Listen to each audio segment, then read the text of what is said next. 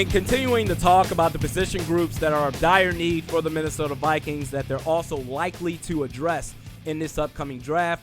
On Monday, we talked about the cornerbacks. Today's podcast, we are going to talk about wide receivers. So now that Diggs is gone, that creates a hole for the Vikings at wide receiver 2, or depending how BC Johnson looks in training camp, wide receiver 3. And regardless of whatever the Vikings decide to do at the receiver position, I think 2020 is going to be the breakout season for Irv Smith Jr. because you got to think Adam Thielen, he's going to get double teamed more often than not. And you have two quality tight ends in Kyle Rudolph and Irv Smith Jr. You can emulate what the Eagles did in 2018 when they had a legit 1-2 punch in Zach Ertz and Dallas Goedert. Now, they tried to do it again in 2019, but Goddard's level of play kind of fell off. He had the case of the drops last year. And even going back to a previous example before that, the Patriots, when they had Aaron Hernandez and Rob Gronkowski. So I don't think it's the end of the world for this Vikings offense if you don't find an immediate replacement for Stephon Diggs. Now, with that said, you like to find another receiver that can still possibly stretch the field, stretch the defense, and keep the defense honest. I don't think the Vikings should feel pressure to go wide receiver in the first round. Not only in general because historically speaking, you can find receivers in rounds 2 through 5, maybe even 6. Adam Thielen, he was an undrafted free agent, but you can find receivers practically anywhere. And not only that, but specifically, this draft class is loaded with wide receivers. I think the Vikings would be better off in the first round addressing position groups that they have more of a razor-thin margin of error, cornerbacks and left tackle. Now, recent examples as far as current receivers that are quality receivers to star-level receivers in the NFL right now that have been taken after the first round: Michael Thomas, Keenan Allen, Jarvis Landry, Cortland Sutton, Tyreek Hill, Stephon Diggs, Adam Thielen, Devontae Adams, Kenny Galladay, Darius Slayton, Chris Godwin, Tyler Lockett, Robert Woods, and Cooper Kupp. And so for everyone out there that's adamant that the Minnesota Vikings, they better go wide receiver in the first round to replace Stephon Diggs, no questions asked. Okay, if the Vikings decide to do this, if they do, let me tell you something right now. I'm going to be looking at this guy, and he better be nothing short of spectacular. And when I say spectacular, he better make it to the Pro Bowl by no later than the second season, a couple of all-pro teams. The floor should be a star.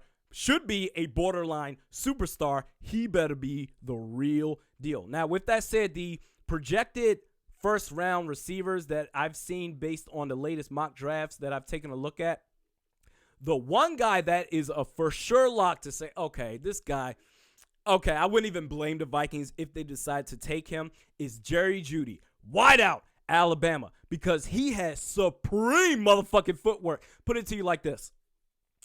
The best ball handlers in the NBA, I would say, is between Kyrie Irving and Steph Curry. Majestic, beautiful. They can just change their directions at the drop of a dime. It's just not even fair. If you're the opposing man guarding those particular players, more often than not, you are going to get embarrassed and left on the floor. And they're just different compared to everybody else out there on the playing field. That is Jerry Jeudy. Supreme footwork, speed, vertical threat. He makes routine catches on the 50-50 ball.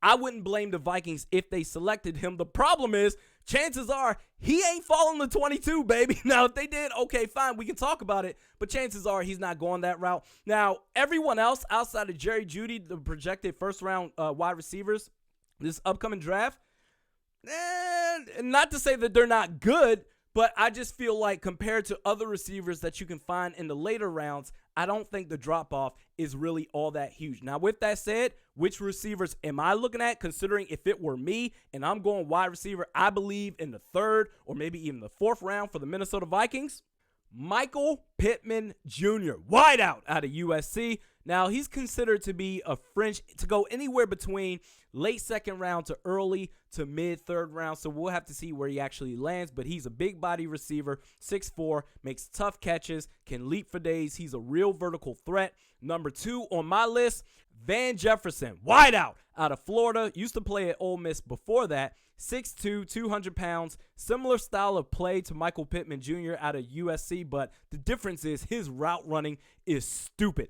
I would take Van Jefferson ahead of Michael Pittman Jr., even though I've seen in the latest rankings that Van Jefferson is ranked lower than MPJ. I just don't get it. Number 3 on my list, Tyler Johnson, wideout out of Minnesota. Now, he's not flashy, not necessarily going to knock your socks off, but I don't think that matters because he's extremely polished in route running, good hands, good after the catch. He's not Odell Beckham Jr., but he's just a really, really good wide receiver. He's a really, really good football player. Tell you what, if the Minnesota Vikings were to draft him, he would be the automatic wide receiver 2 for me right now ahead of BC Johnson. And number 4 on my list, Antonio Gandy-Golden, wideout out of Liberty. This dude is 6'4", 220 pounds. He routinely makes the Randy Moss catches. I'm not comparing him to Randy Moss and saying that he's going to be Randy Moss because he doesn't have the speed of a Randy Moss.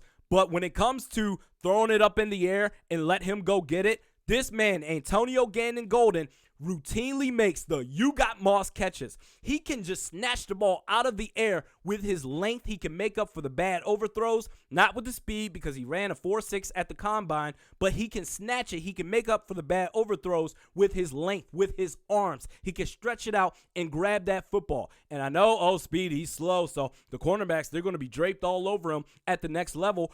Guess what? Cornerbacks, they were draped all over him at the college level. All he does is make the routine catches on the 50-50 ball. Now, he's got to work on his route running, but that's where coaching comes in. This man, Antonio Gandy-Golden, could easily be the steal of this draft. I tell you what, for me, this is the guy. Antonio Gandy-Golden. If the Minnesota Vikings draft this dude, bro, I'm getting his jersey. I don't know, I'll give out a gift card to something, maybe to Modest Brewing. And I promise, they didn't pay me to say this. I'm just talking out my ass right now. I love this player. I love him for this team. He could easily wind up being a legit star in this league if coached right. Michael Thomas, right? Michael Thomas, he ran a sub 4.6 at the combine. Doesn't matter. Coaching. This man has raw talent. Harness it, and this could be a legit superstar in this league. I'm putting it out there. I'm putting my name, this podcast, on the line for Antonio Gandy-Golden. Let me know your thoughts. Who should the Vikings take at receiver? Am I stupid? Should they go wide receiver in the first round? Make your arguments be known in the comments section below this video. We do this however many times a week during the offseason. Mediocre at Best Sports Podcast with Realistic Randy. Check me out on Twitter at realistic_Randy. Facebook at realistic Randy. See you next time.